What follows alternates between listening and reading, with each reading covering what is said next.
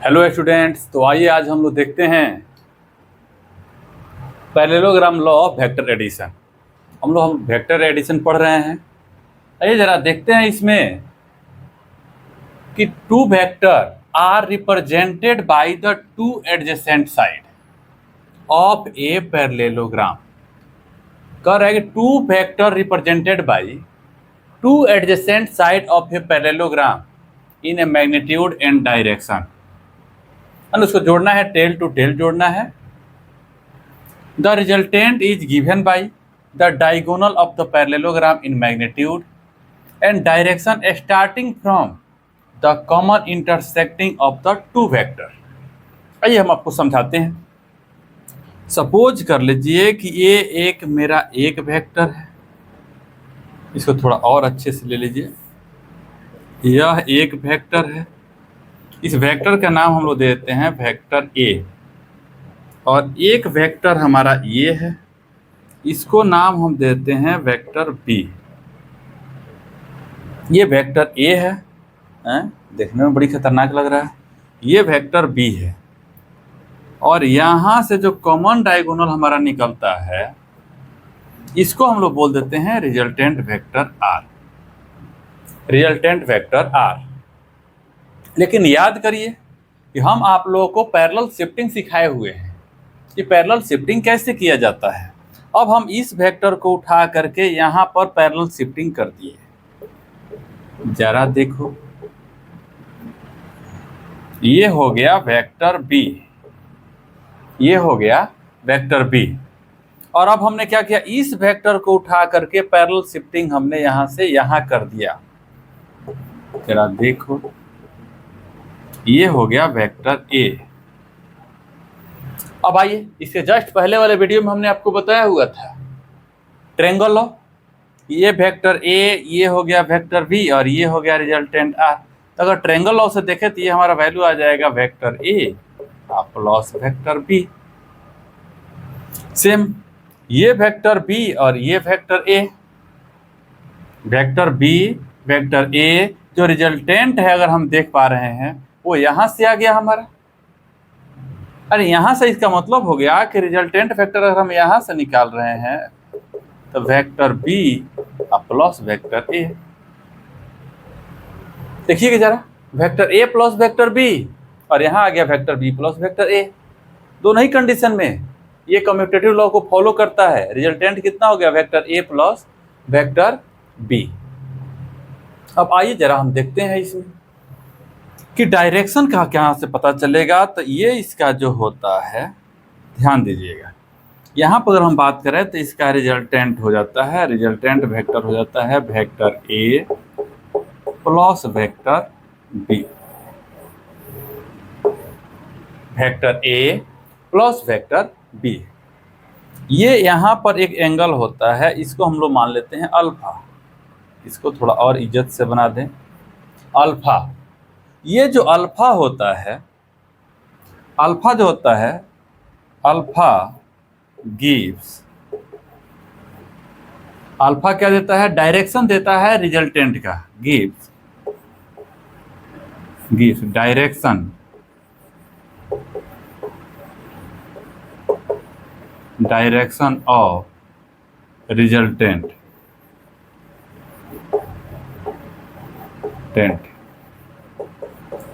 with respect to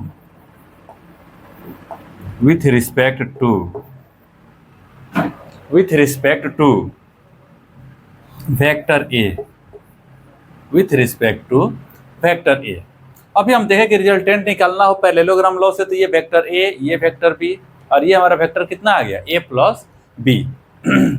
अब आगे हम लोग को ये भी पता करना होगा कि क्या ये जो वेक्टर होता है, आगे पढ़ेंगे। अभी ये वेक्टर होता है वो कम्यूटेटिव लॉ को फॉलो करता है नहीं करता है, आगे सब पढ़ेंगे हम लोग, वहाँ पर बात करेंगे। अभी हम लोग यहाँ पर ही देख रहे हैं, ये सारी चीज़ें हो गई। ये हमारा parallelogram law of vector addition होता है। ये सिर्फ वेक्टर एडिशन है, इसका मैग्नीट्यूड कैसे फाइंड आउट करना है आइए अब हम लोग देखते हैं। Addition derivation for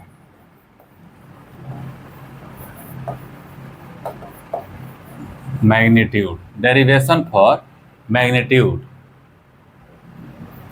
magnitude parallelogram के लिए।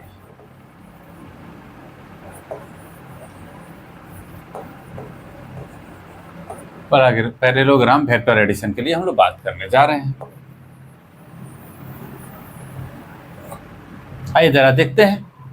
यहां पर हो गया, अगर हम बात करें तो एक हो गया हमारा वेक्टर ए, ये हो गया हमारा वेक्टर बी, और ये हो गया हमारा रिजल्टेंट वेक्टर आर। आइए देखते हैं, पैरेलल शिफ्टिंग करते हैं। इस वेक्टर को उठा करके हम यहाँ पैरेलल शिफ्ट कर रहे हैं। जरा देखिएगा, इसको उठा के अगर यहाँ शिफ्ट किए हैं तो इसका नाम हो दे देंगे वेक्टर बी। अगर इसको उठा के यहाँ शिफ्ट किए हैं तो इसको हम नाम दे देंगे वेक्टर ए। इसको उठा के हमने यहाँ शिफ्ट किया है और इसको उठा के यहाँ शिफ्ट किया है। अब हम यहाँ से देख पा रहे हैं, यहाँ से हम देख पा रहे हैं कि रिजल्टेंट वेक्टर जो दिया हुआ है, इसके ये हम लोग बात करते हैं। इसको थोड़ा सा हम और आगे की तरफ बढ़ाते हैं और यहाँ से एक ये चीज़ें हम लोग ले लेते हैं। यहाँ पर हो गया 90 डिग्री। इसका यहाँ पर नाम ले लेते हैं P Q N O P. आइए बात करते हैं। In a triangle N O P angle O equal to 90 degree. चलो भाई कोई बात नहीं, यहाँ पर जो मेरा एंगल दिया है ये एंगल थीटा है। आइए जरा देखते हैं ये एंगल कैसा है, थीटा है। एक ट्रायंगल हम ले लेते हैं यहाँ पर। पहले इसको हम यहाँ आते हैं, एक ट्रायंगल ले लेते हैं यहाँ पर। रुक जा भाई साहब, कहीं गड़बड़ हो रहे हो जी।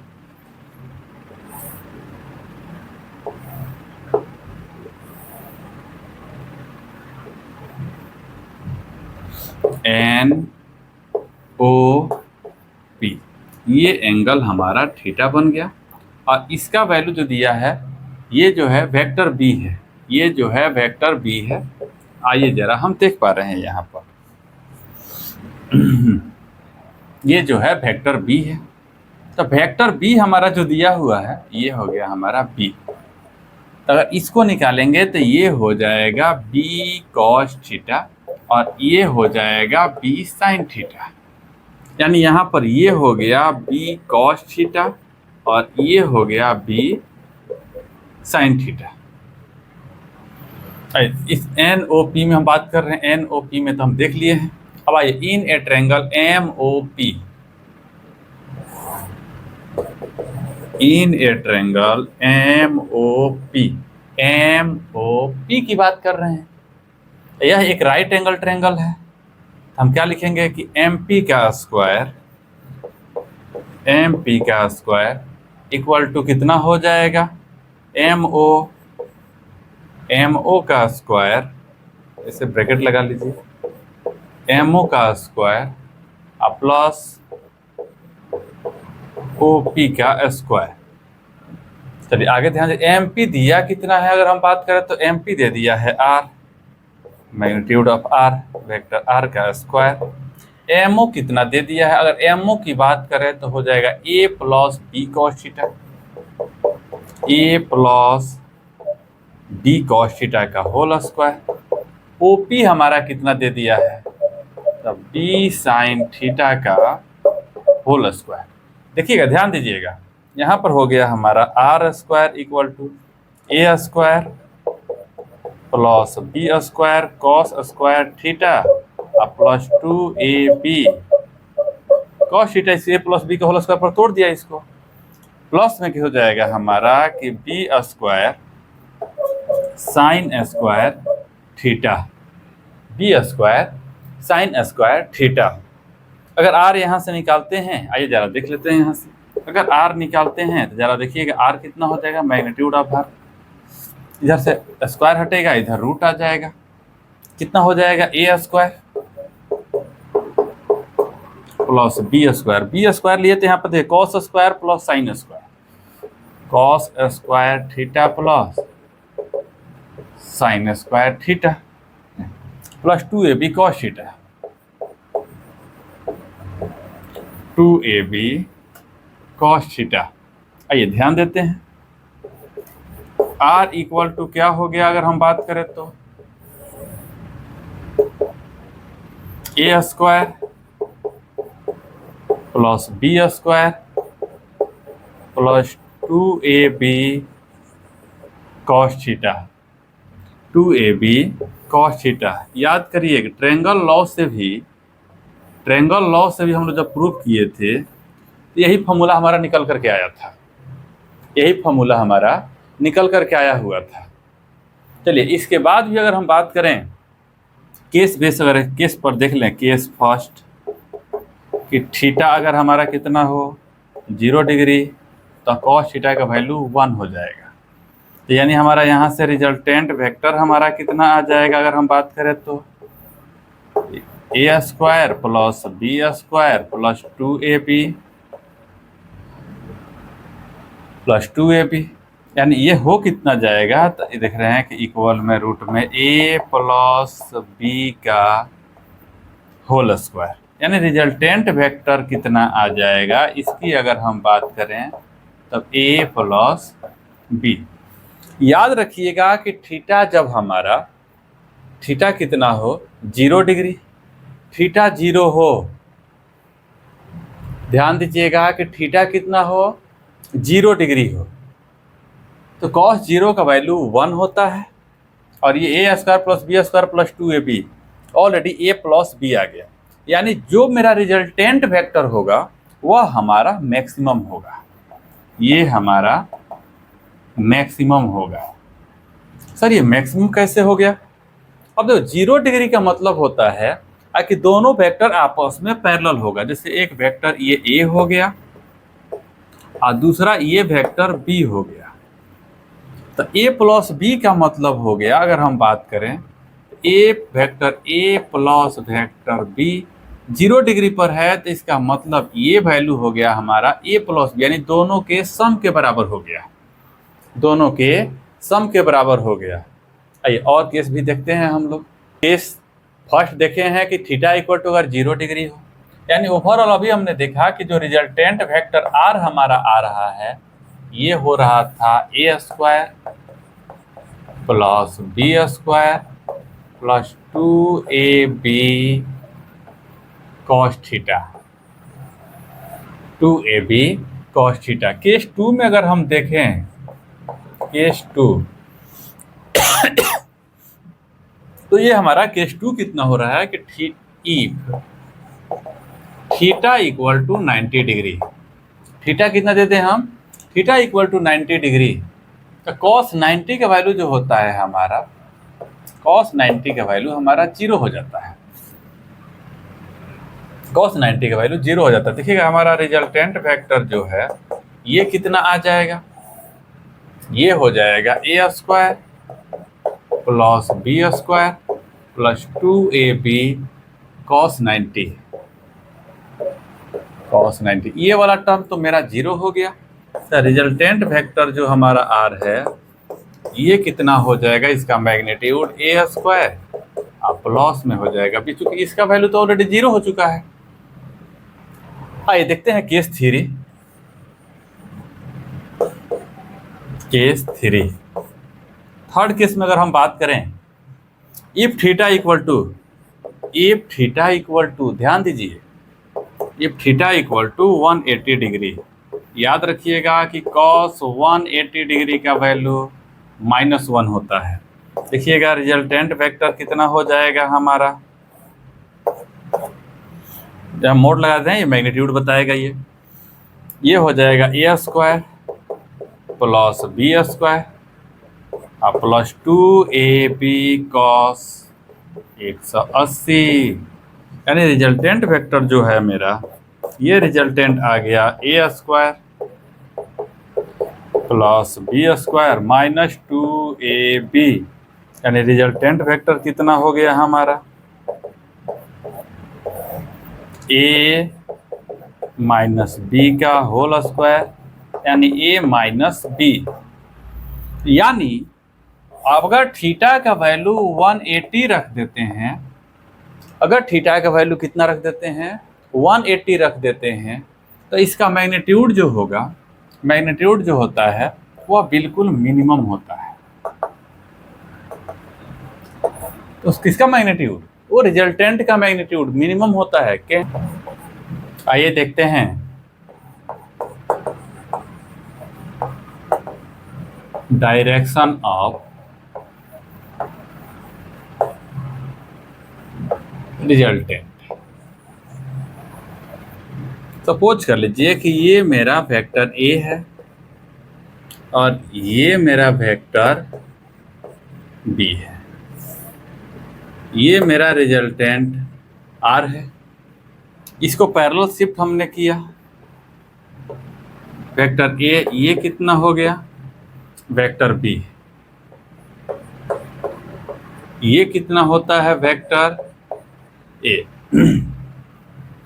ध्यान दीजिएगा कि अगर इसको अगर हम धीरे धीरे धीरे धीरे आगे की तरफ बढ़ाते हैं, यहाँ पर एंगल बन गया 90 degree, M N O P. आइए देखते हैं कि यहाँ पर जो रिजल्टेंट अल्फा बन रहा है वो अल्फा का वैल्यू आ कितना रहा है। इसका तो आप लोग जानते हैं कि बी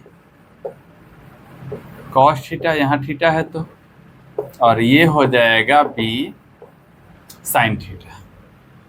अब देखिए इन ए ट्रायंगल बात करते हैं कि in a triangle M O P, M O P में बात करते हैं, एंगल ओ दिया हुआ है 90 डिग्री।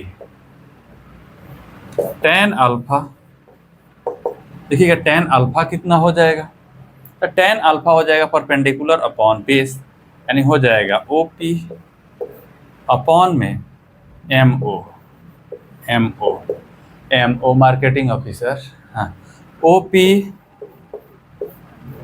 यानी M N plus N O, M N plus N O. Tan alpha कितना हो जाएगा अगर हम लोग देखें तो, tan alpha O P, O P है हमारा B sine theta, M N O, अरे भाई साहब कहाँ हम लोग चलेगा भाई, एम एन होना चाहिए यहाँ, एम एन, एम एन कितना है तो ए, प्लस एन ओ कितना है बी कॉस थीटा, ये होता है टेन थीटा। अगर हम यहाँ से इसी को निकाल लेते हैं अल्फा, तो ये हो जाएगा हमारा tan inverse b sine theta A plus B cos theta. Alpha is, ध्यान दीजिएगा अल्फा इज, अगर अल्फा का वैल्यू अगर हम निकालते हैं, ध्यान देने की जरूरत है बाबू, alpha is, alpha is direction of resultant, direction of resultant with respect to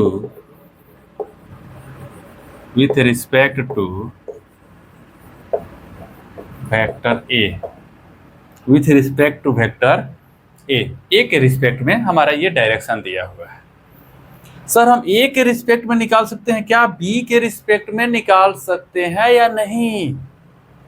sir ए के रिस्पेक्ट में तो हम लोग निकाल रहे हैं, बी के रिस्पेक्ट में हम लोग निकाल सकते हैं या नहीं, उसके बारे में कुछ बताएं। ए के रिस्पेक्ट में तो हम लोग देख लिए हैं, बी के रिस्पेक्ट में जरा देखते हैं कि क्या होता है वहाँ। इसको हम क्या काम करेंगे, थोड़ा सा और आगे के तरफ इसको बढ़ा लेंगे, बढ़ा लेंगे। चल भाई ठीक ठीक ठीक। यहाँ पर हम एक चीज़ देख पा रहे हैं, इसको हमने आगे बढ़ाया, थोड़ा सा इतना भी नहीं बढ़ाएंगे, इतना ही बढ़ाएंगे कि हमारा 90 डिग्री का यहाँ पर एंगल मिल जाए। ठीक है, यहाँ पर जो मेरा एंगल मिल गया ये 90 डिग्री है। एम को एम रहने देते हैं, M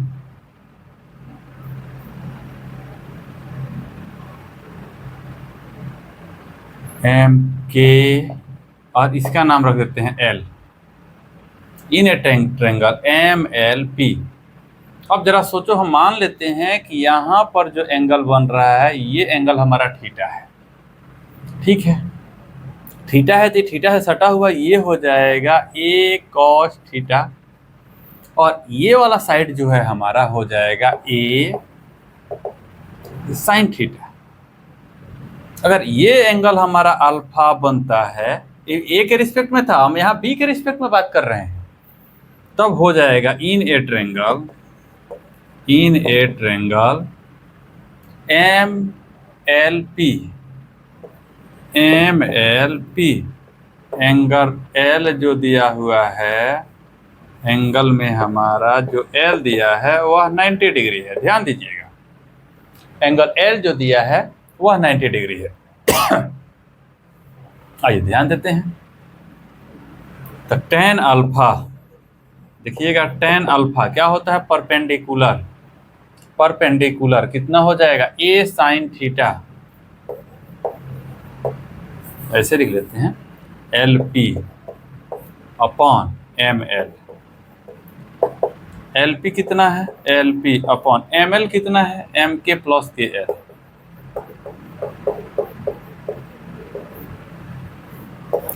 ten alpha, L P है कितना, ए साइन थीटा, एम के कितना है बाबू, बी, प्लस यहां देखिएगा के एल कितना है, ए cos theta, a cos theta, यहां ध्यान दीजिएगा। अब यहां से अगर हम अल्फा निकाल लेते हैं तो देखिएगा अल्फा कितना हो जाएगा, tan inverse a sine theta upon b plus a cos theta, a cos theta, ये अल्फा है। लेकिन यहाँ अल्फा क्या है, अल्फा ये डायरेक्शन बता रहा है, ये डायरेक्शन बता रहा है, किसका बता रहा है बाबू, रिजल्टेंट का, विथ रिस्पेक्ट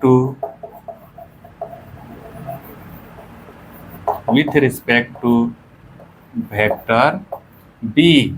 ये वेक्टर बी के रिस्पेक्ट में बता रहा है, और ये जो बता रहा है वेक्टर ए के रिस्पेक्ट में बता रहा है। तब आपको देखना है कि आप दोनों में किसी से क्वेश्चन सॉल्व करेंगे, आपका हो जाएगा। और लेकिन आपको अब देखना पड़ेगा कि ए के रिस्पेक्ट में आप उसका डायरेक्शन बता रहे हैं या बी के रिस्पेक्ट में उसका डायरेक्शन बता रहे हैं। इस बात का ध्यान आपको